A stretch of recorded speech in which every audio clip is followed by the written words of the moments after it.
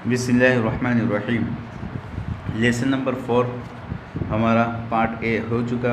उसमें समझाया गया था कि हुरूफ की शक्लें, हमको हुरूफ को पहचानना है कि हुरूफ को हमें जुमला बनाना हो तो किस तरह से लिखना है। अलिफ का शुरू की शक्ल किस तरह से होंगी, बीच की शक्ल किस तरीके से होंगी, आखिर की शक्ल किस तरीके से होंगी और मिली हुई शक्लें किस तरीके से होंगी। ये चीज़ें हमने अलिफ से लेकर कहाँ तक के ज़वादा तक के हमने यहाँ तक के पढ़ा। अब इसके बाद हमें आगे पढ़ना है।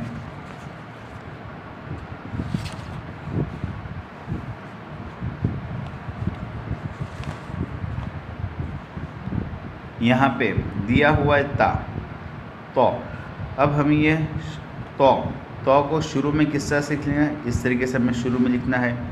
दरमियान में लिखना है तो इस तरीके से हमें लिखना है। आखिर में लिखना है तो इस तरीके से हमें लिखना है। और अगर मिले हुए तो लिखना हो तो उसकी शक्ल ये होंगी। इसी तरीके से ज़ो हमें लिखना हो तो इस तरीके से शुरू में लिखना है। दरमियान में लिखना है तो इस तरीके से लिखना है। आखिर में लिखना है तो इस तरीके से लिखना है। और अगर मिली हुई शक्लें लिखना है तो इस तरीके से हमें ज़ो लिखना है।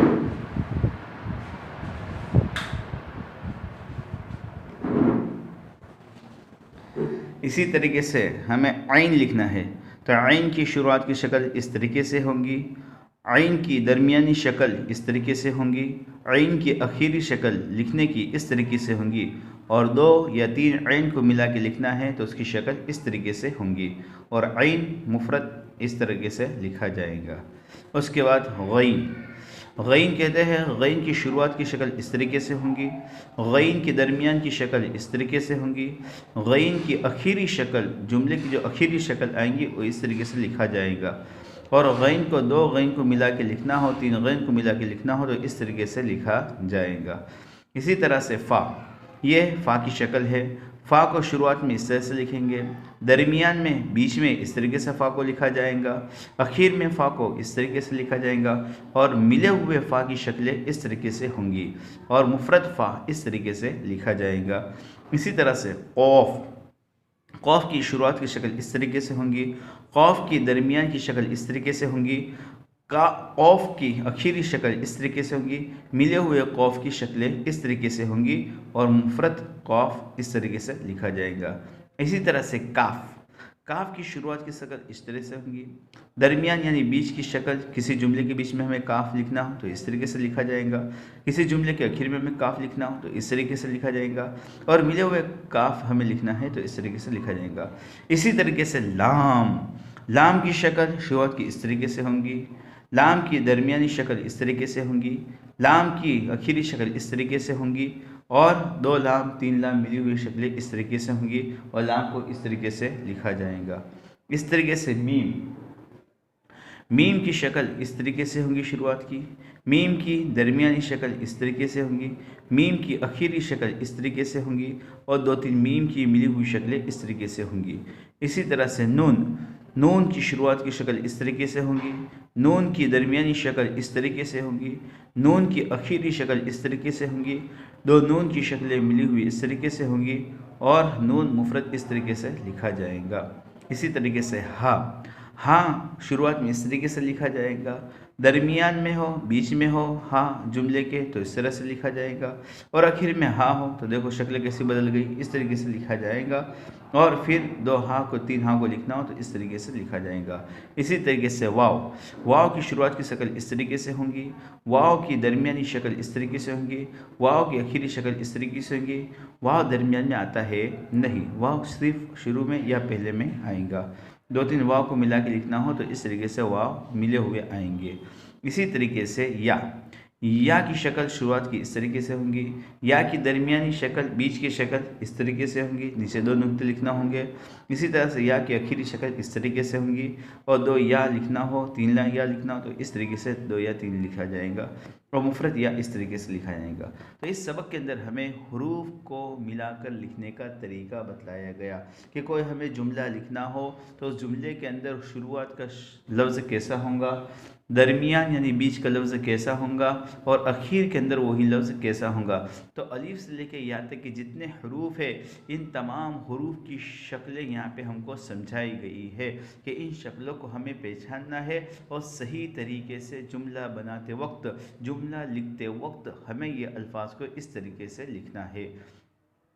हमें ये सबक को अच्छी तरीके से ध्यान देना है और अच्छी तरीके से नोटबुक के अंदर पूरा सबक अलीफ से लेकर, पूरा सबक अलीफ से लेकर, ये यहाँ पे जो दिया है अलीफ से लेकर यहाँ से लेकर या तक के जितने हरूफ है इन तमाम हरूफ की 4 शक्लें, शुरुआत की, दरमियान की, आखिर की और मुफरद शक्ल समझ में आए, ताकि हमें पहचानने में आसानी हो। तो ये पूरी शक्लों की प्रैक्टिस करना है और इन्हें समझना है और अच्छी तरह से लिखना है।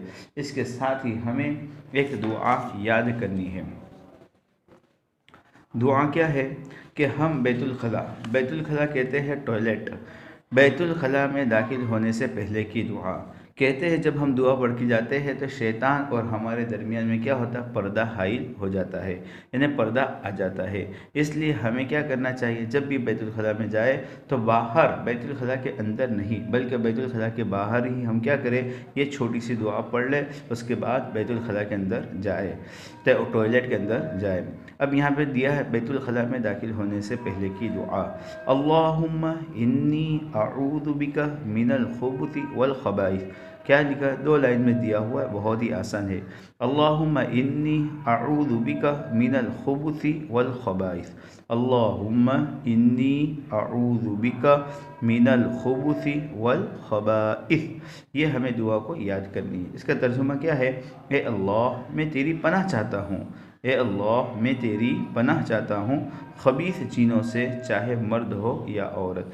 ए अल्लाह मैं तेरी पनाह चाहता हूँ खबीस चीज़ों से, चाहे मर्द हो या औरत। जब भी हम बैतुल खला में दाखिल हो उससे पहले हम क्या करें, यह दुआ को पढ़ लें, उसके बाद फिर बैतुल खला में दाखिल हो। इसी के साथ हमें एक हदीस याद करनी है, छोटी सी हदीस है, बहुत अच्छी है। हदीस है अत्तहूरु शत्रुल ईमान, हदीस नंबर क्या है 7, अत्तहूरु शत्रुल ईमान। तर्जुमा, पाकी ईमान का हिस्सा है। कहते हैं कि मुसलमान है, मुसलमान हमेशा पाक साफ रहे। क्यों, पाक साफ क्या है, ईमान का एक हिस्सा है, ईमान का एक हिस्सा है। तो यहाँ पे हदीस दिया है अत्तहूरु शत्रुल ईमान, पाकी ईमान का हिस्सा है। अब बताते हैं पाक रहने से क्या फ़ायदे हैं। इस्लाम पाक साफ मज़हब है, इस्लाम पाक साफ मज़हब है, इस्लाम पाक साफ रहना सिखाता है। हाँ, हम जो मज़हब को मानते हैं, अपनाते हैं, वो पाक साफ मज़हब है। अब वो मज़हब हमें क्या करता है, पाक साफ रहना सिखाता है। इसी तरह से अल्लाह ताला पाक साफ रहने को पसंद करते हैं। सबसे बड़ी बात यह है कि अल्लाह ताला किसको पसंद करते हैं, पाक साफ रहने को पसंद करते हैं। इसी तरह कुरान में कहा गया वल्लाहु युहिब्बुल मुत्तहिरीन, कि अल्लाह ताला पाक साफ रहने वालों से मोहब्बत करते हैं। कुरान में भी कहा गया वल्लाहु युहिब्बुल मुत्तहिरीन, कि अल्लाह ताला पाक साफ रहने वाले को पसंद करते हैं।